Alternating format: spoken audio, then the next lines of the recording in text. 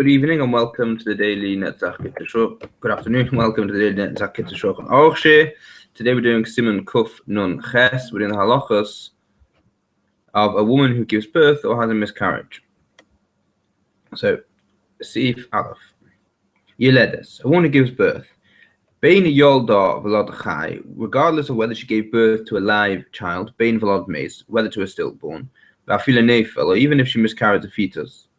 Even if she does not see any blood, she is Tomei, as it with the tumah later, with the tumah that affects a woman at childbirth.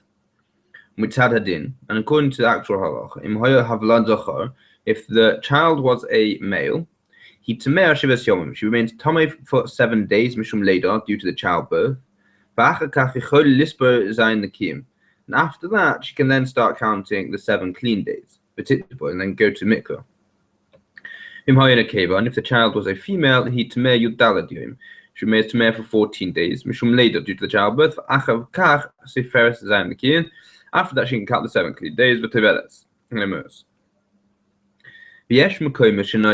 However, there are places which have the minhag she'enon tovlos.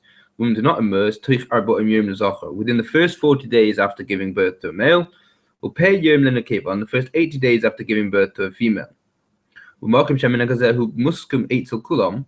place where this custom is shared by all, a person should not be lenient, but you should stick to the custom minhag, for there is somewhat of a basis for it.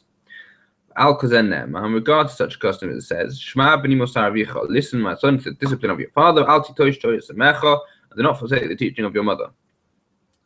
So, in our countries, there is no established minhag, and therefore you don't need to follow this minhag. But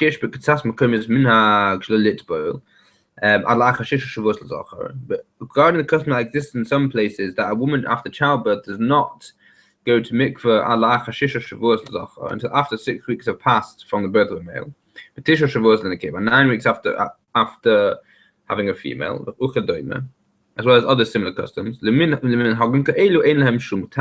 such customs have no basis at all and do not need to be followed. And in many communities have already been abolished by the sages. Seif base. Yesh oimim. That a woman is required to, some say that a woman is required to separate from a man is required to separate from his wife leil mem aleph zocher on the 41st night of after the birth of a male, leil pe aleph lenakeva, and on the 81st night after the birth of a female. There's a concern that she would experience a menstrual flow, just like at the time of her vesta, of her period. Yes, others would disagree. A Baal Nefesh conscientious individual should be concerned for himself and follow the more chumradic opinion. If a woman miscarries, and it's uncertain whether the fetus was male or female, you should separate on both the 41st night and the 81st night. Seif Gimel.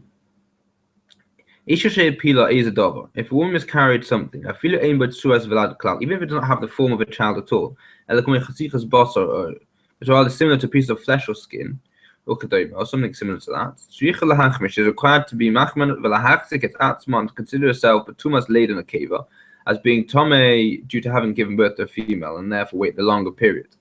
Alternative, she should present the question to a qualified halakhic authority. Sometimes there is a basis to be lenient, and similarly if she's miscarried a child, and then expelled in afterbirth.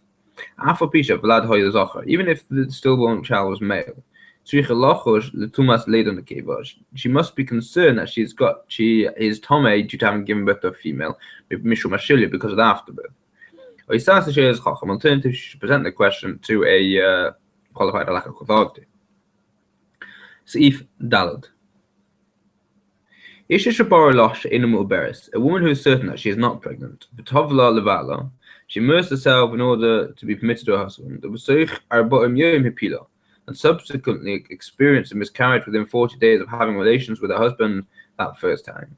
Not chesheshes lily. Is not required to be concerned regarding tumah as a result of that birth. Because the fetus did not become formed within fewer than 40 days.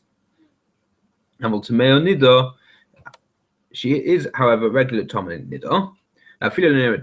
Even if no blood appeared, presumably there would have been some blood up. But it was lost. Because it's impossible for the uterus to open up without any blood emerging. And that concludes today's Kitzur Shulchan Aruch. Have a good day.